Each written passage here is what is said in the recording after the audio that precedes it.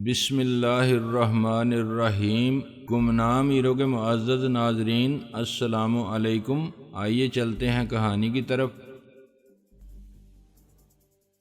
تو فلسفی ہو گیا ہے، میں نے ہنس کے کہا۔ یہ فلسفی نہیں پیارے، سیدھی سچی بات ہے۔ تو ترقی کرے گا اور بڑا آدمی بنے گا، یہ ہم جانتے ہیں اور پہلے بھی بتا چکے ہیں تجھے کہ ایک دن ہم ناز کریں گے تیری یاری پر، خواہ تو ہمیں پہچاننے سے بھی انکار کر دے۔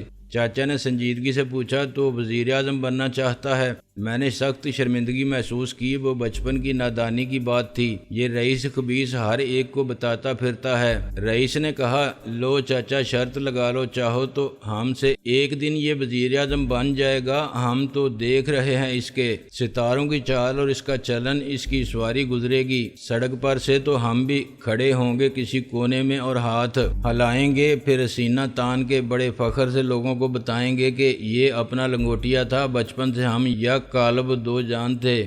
میں نے کہا، یک جان دو کالب؟ ابے ہاں وہی، اور لوگ سالے ہنسیں گے ہم پر کہ چریا ہے۔ چریا تو ہے آج بھی، ورنہ ایسی باتیں کرنے کا فائدہ۔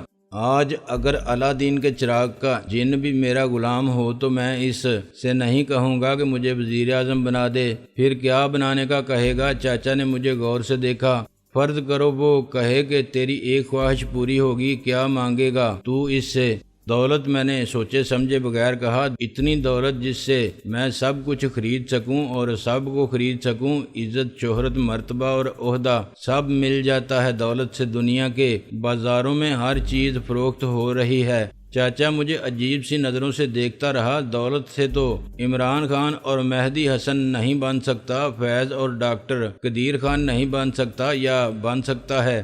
میں نے خود کو سخت احمق محسوس کیا۔ رئیس میری صورت دیکھ کے ہنسنے لگا، بس بولتی بند ہو گئی۔ چاچا نے کہا، ایک چیز ہوتی ہے بیٹا جو دنیا کے کسی بازار میں نہیں ملتی، صرف خدا دیتا ہے، اور وہ ہے توفیق یا صلاحیت۔ مانگنی ہے تو یہ مانگ خدا سے، چل اب سو جا، صبح جا کے ہیر رانجھا کو بتا دینا کہ تو یہاں ہے۔ مگر چاچا اگر ناصر یہاں رہا تو کچھ بھی نہیں ہوگا۔ چاچا نے اس کی بات کاٹ دی۔ کوئلہ بن جاتا ہے ہیرا، مگر ہیرا پھر کوئلہ نہیں ہو سکتا۔ وہ کچرے میں پڑا ہو یا بادشاہ کے تاج میں جڑا ہو، اس کی قدر وہی رہتی ہے۔ اسے کچھ دن ہنسنے کھیلنے دے، گھبرا گیا ہے، چوٹ کھا کے ہم سب کے ساتھ رہ کے اپنا غم بھول جائے گا اور کچھ سیکھے گا بھی۔ چاچا نے تکیہ سر کے نیچے رکھا اور چادر کو سر تک تان کے سو گیا۔ لائٹ آف کرنے کے بعد میں اور رئیس بہت دیر تک چپکے باتیں کرتے رہے۔ میری داستان رنج و الم سنتے ہوئے رئیس نے شوق و تجسس کے جذبات کو دبا لیا تھا۔ موقع ملتے ہی اس نے نیلم کے بارے میں پوچھا۔ ابے تجھے پکا پتہ ہے وہ نیلم ہی تھی؟ میں نے کہا، سچی بات تو یہ ہے کہ مجھے بالکل معلوم نہیں تھا، مجھے لوگوں نے بتایا۔ قسم اللہ کی یقین نہیں آتا سالے، تو نے بے ہوشی میں خواب تو نہیں دیکھا تھا؟ رئیس نے رشک سے کہا۔ الو کے پٹھے، جا کے پوچھ لے ہیر رانجھا سے، سارے محلے کو پتا ہے۔ وہ مجھے گھر چھوڑ کے گئی تھی، وہاں بیٹھی رہی تھی اور چائے بھی پلائی تھی اسے ماسی ہیر نے۔ میں نے کہا، 1 لاکھ کا چیک دے رہی تھی مجھے۔ رئیس اٹھ بیٹھا۔ یار اتنی اونچی مت چھوڑ، میں تجھ سے جھوٹ بولوں گا رئیس، میں نے کہا۔ مگر 1 لاکھ آخر کس لیے؟ ایک تو اپنی عزت بچانے کے لیے، کوئی اور ہوتا تو خوب فائدہ اٹھاتا۔ وہ نشے میں گاڑی چلا رہی تھی، پولیس کیس بن سکتا تھا۔ وہ ہنس پڑا۔ پولیس کیس تیرے خلاف بن جاتا بیٹے، نیلم ہے اس کا نام۔ میں نے جھینپ کے کہا، اس کے علاوہ وہ مجھے میری تکلیف کا معاوضہ دینا چاہتی تھی، ہرجانہ، مگر میں نے انکار کر دیا۔ انکار کر دیا؟ کیوں؟ میں نے کہا، بس یار اس نے اتنی شرافت دکھائی، مجھے ہسپتال لے گئی، روز دیکھنے آتی رہی، بہت شرمندہ تھی اپنی غلطی پر۔ جتنی خوبصورت ہے وہ اتنا ہی دل بھی حسین ہے اس کا۔ میں اس کا شکر گزار ہونے کے بجائے الٹا اس سے معاوضہ لیتا، جب کہ غلطی 100% میری تھی۔ مجھے معلوم ہے وہ ہوگی نشے میں، لیکن میں کون سا ہوش میں تھا۔ رئیس نے ایک ٹھنڈی سانس لی۔ سب قسمت کے کھیل ہیں پیارے، تجھے چوپڑی بھی ملتی ہیں اور 2 وہ ڈاکٹرنی تلی تو اس نے لاکھوں لٹا دیے تجھ پر، پھر شادوں کے ساتھ اس کے باپ کا مال بھی تیرے ہاتھ میں آ کے نکل گیا، یہ اور بات ہے۔ مگر اس کے بعد مل گئی نیلم، وہ نیلم جس کی ایک جھلک خواب میں دیکھ کے لوگوں کی نیند اڑ جاتی ہے۔ تجھے سخت جلن اور حسد محسوس ہو رہی ہے۔ رئیس تو خواہ مخواہ احساس کمتری میں مبتلا ہو رہا ہے۔ میں نے کہا خواہ مخواہ ابے روز یہی ہوتا ہے۔ میں بڑی امید لے کر اٹھتا ہوں کہ آج ضرور کوئی نظر ہم پر بھی اٹھے گی، گوری کالی موٹی پتلی، کوئی تو پیار سے دیکھ کے مسکرائے گی۔ کہتے ہیں دل کو دل سے راہ ہوتی ہے، میرے دل کی راہ کسی سے کیوں نہیں ملتی؟ سالی ون وے ٹریفک کی کیوں جاتی ہے؟ ہمیشہ 101 پر روز عاشق ہوتا ہوں میں، ان میں سے ایک بھی اپنی معشوق بننے پر راضی نہیں ہوتی، وہ بہت اداس ہوتا۔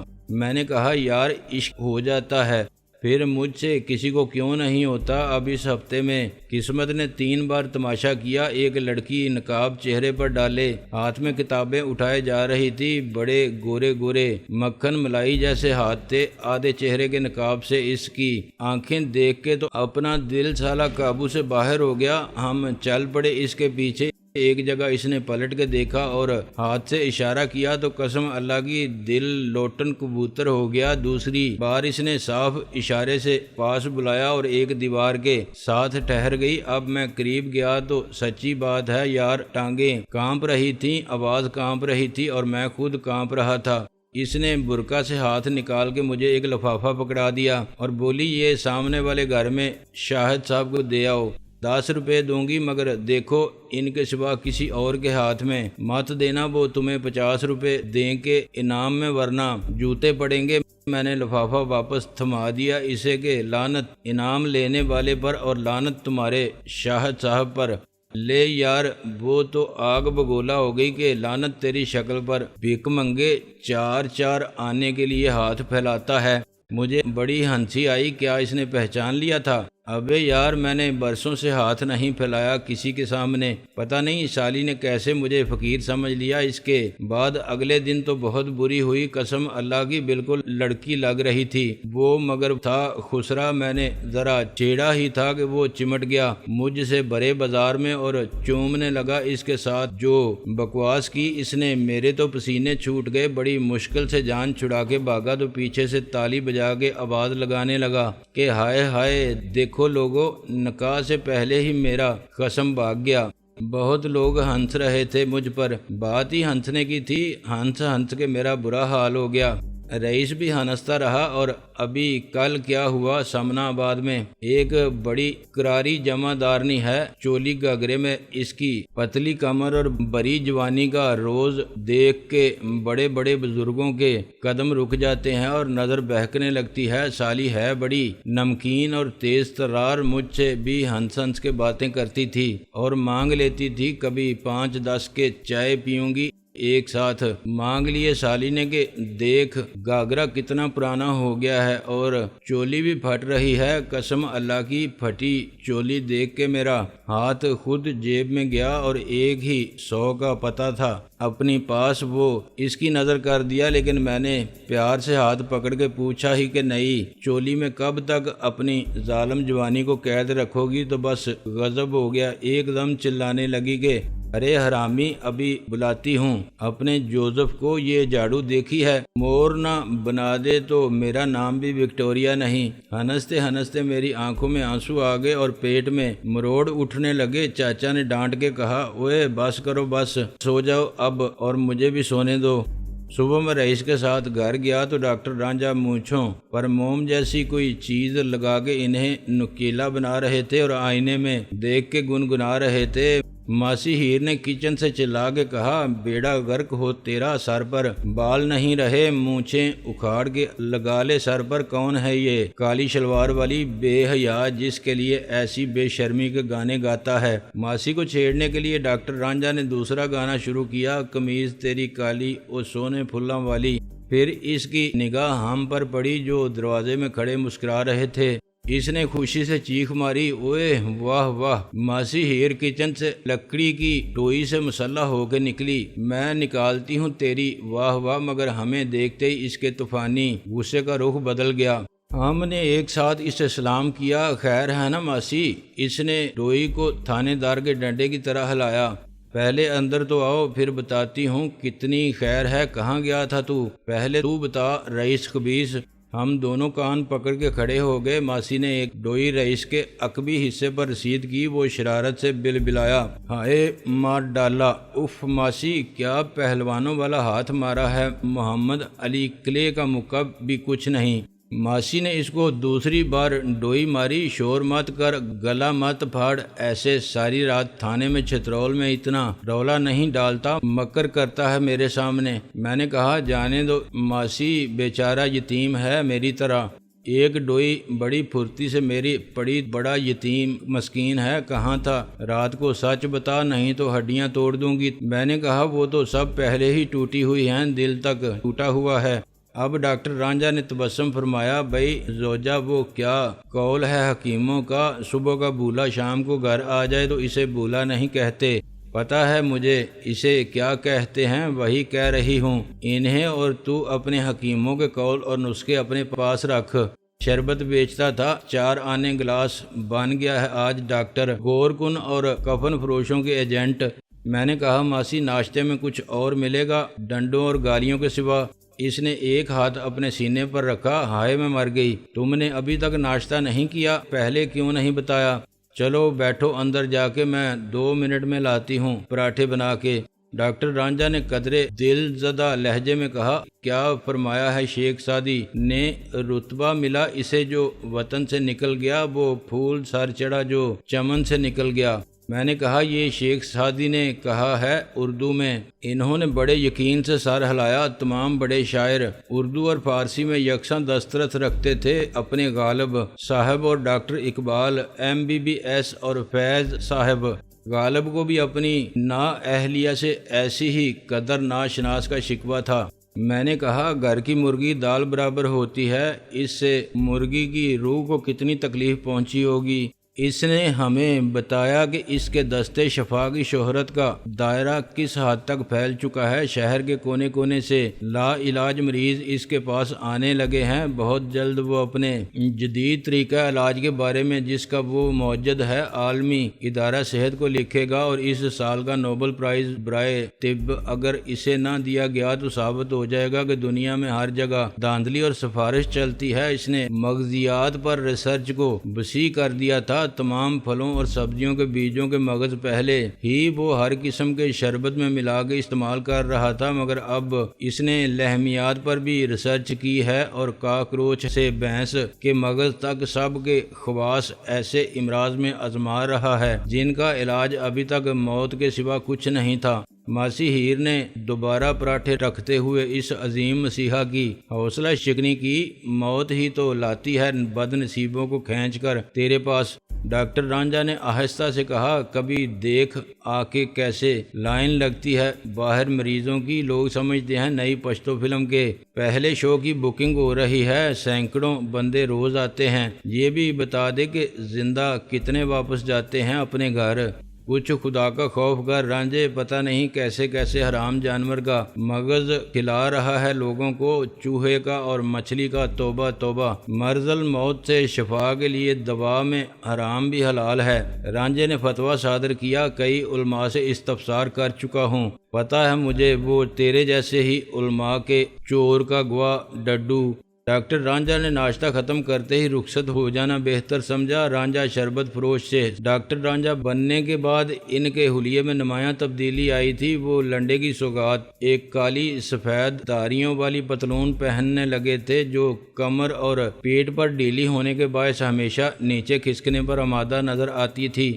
سر کی ویرانی کو خوبصورتی سے چھپانے کے لیے انہوں نے جوکیوں والی ایک چھجے دار ٹوپی استعمال کرنی شروع کر دی تھی، جس کے سامنے امریکی جھنڈا بنا ہوا تھا۔ نیلے رنگ کی قمیض پر ایک چوڑی شوخ پھولوں والی ٹائی لگانے کے بعد وہ اپنے مزاج سے زیادہ رنگین نظر آتے تھے۔ ماسی ہیر کا خیال تھا کہ اگر وہ ڈاکٹری چھوڑ کے سرکس میں مسخرے کی نوکری کرے تو ثواب کا کام ہوگا، لوگ ہنسیں گے، روئیں گے تو نہیں۔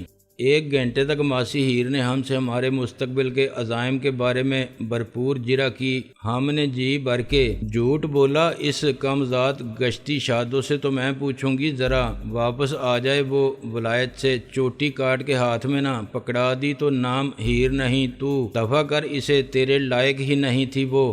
رئیس نے کہا ماسی کوئی میرے لائق بھی دیکھو نا۔ وہ مسکرانے لگی، ہائے کیوں نہیں، تم دونوں کے لیے دیکھوں گی۔ یہ بتاؤ تم آج کل کرتے کیا ہو؟ میں نے کہا ہم ڈلیوری کا کام کر رہے ہیں فی الحال۔ اس نے پھر سینے پر ہاتھ مارا، ہائے میں مر گئی، ڈلیوری کا کام شرم نہیں آتی تمہیں؟ اور وہ کون بے شرم ہیں جو ڈلیوری کے لیے تمہیں بلاتی ہیں؟ ڈاکٹر یا دائیاں نہیں ملتی انہیں؟ گھر میں کوئی بڈھی عورت بھی ہوتی ہے۔ ہم ہنس ہنس کے بے حال ہو گئے۔ میرا مطلب تھا ماسی کہ ہم گھوم پھر کے مال بیچتے ہیں، کیا سامان سائیکل پر برتن بھانڈے یا کپڑے رکھ کے گلیوں میں آواز لگاتے پھرتے ہو؟ نہیں ماسی، ہم بڑی بڑی دکانوں میں جا کے آرڈر لیتے ہیں، صابن، شیمپو، ٹوتھ پیسٹ جو ضرورت ہو کمپنی سے لا کر دیتے ہیں۔ بہت جلد ڈلیوری وین لے لیں گے اپنی، میرا مطلب ہے گاڑی۔ اس نے سر پر ہاتھ مارا، لو میری بھی مت ماری گئی ہے۔ ایک بندہ آیا تھا تجھے بلانے اس گشتی شادوں کے قسم کی کمپنی سے، ہاشم صاحب کے آفس سے۔ میں نے کہا کیا نام تھا؟ نام تو نہیں بتایا، اس نے کہہ گیا تھا کہ ناصر کو بھیج دینا، ضروری کام ہے۔ وہ بولی۔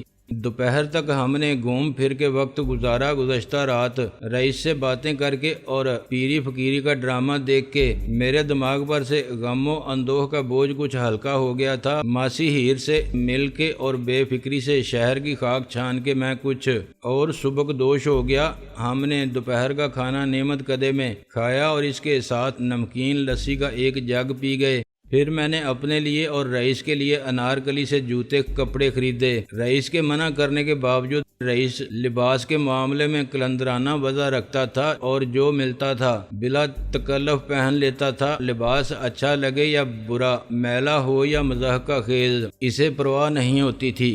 شام کے وقت ہم ایک ساتھ ہاشمی صاحب کے دفتر پہنچے۔ ان کی غیر موجودگی میں بھی آفس کا کام ویسے ہی چل رہا تھا۔ ان کے معاون جونیئر وکیل بھی الگ الگ کمروں میں بیٹھتے تھے۔ ان میں سب سے سینئر گل نواز خان کا کمرہ نسبتاً بڑا اور بہتر طور پر آراستہ تھا۔ آفس کے 4 فون نمبر تھے۔ ہاشمی صاحب کی کال پہلے ان کا پی اے ریسیو کرتا تھا اور ان سے پوچھ کے یا خود مطمئن ہو کے لائن ہاشمی صاحب کو دیتا تھا۔ گل نواز کا فون نمبر الگ تھا۔ باقی 4 وکیل 2 فون نمبرز کو شیئر کرتے تھے۔ آفس کے آخری حصے میں 2 کلرک بیٹھتے تھے۔ ہاشمی صاحب کا کمرہ سب سے شاندار اور شاہانہ انداز میں آراستہ تھا۔ اس میں داخل ہونے کا ایک راستہ کوریڈور میں سے تھا جو صرف ہاشمی صاحب جانے کے لیے استعمال کرتے تھے، ورنہ یہ باہر سے یا اندر سے مقفل رہتا تھا۔ دن کے ملاقاتی پہلے پی اے کے کمرے میں جاتے تھے، اپنی آمد کا اور ملاقات کا مقصد بتاتے تھے، اور اگر ہاشمی صاحب کے پاس پہلے سے کوئی موجود ہوتا تو اپنی باری کا انتظار کرتے تھے۔ پی اے ان کے خاص دوستوں کو اور وی آئی پی قسم کے مہمانوں کو پہچانتا تھا اور بہت ہوشیار، خوش اخلاق اور سمارٹ آدمی تھا۔ اس نے مجھے بڑے اتفاق سے ہاتھ ملا کے اپنے سامنے رکھی ہوئی کرسیوں پر بیٹھنے کے لیے کہا۔ چونکہ ہاشمی صاحب شہر کیا ملک میں ہی نہیں تھے، اس لیے انتظار کرنے والے ملاقاتیوں کے لیے لگائے گئے صوفے خالی پڑے تھے اور کھلنے والے دروازے پر کوئی چپراسی بھی نہیں بیٹھا ہوا تھا۔ ہاشمی صاحب تو باہر گئے ہوئے ہیں، اس نے کچھ معذرت آمیز انداز میں کہا۔ میں نے حلق میں گھلنے والی تلخی کو پی لیا۔ مجھے معلوم ہے کب تک آئیں گے؟ ابھی کچھ معلوم نہیں، 1 ہفتے میں لوٹ آئیں یا 1 مہینہ لگ جائے، وہ خود ہی فون کر کے بتائیں گے۔ میں نے کہا مجھے آپ کے آفس میں کسی ضروری کام کے سلسلے میں بلایا گیا تھا۔ میں یہ سمجھنے سے قاصر ہوں کہ جب میرے خلاف تمام الزامات واپس لے لیے گئے ہیں اور اب کوئی مقدمہ بھی زیر سماعت نہیں۔ اس نے کہا دراصل یہ سب میرے علم میں نہیں۔ ہاشمی صاحب کی عدم موجودگی میں خان صاحب سارے معاملات کی نگرانی کرتے ہیں، آپ ان سے مل لیں۔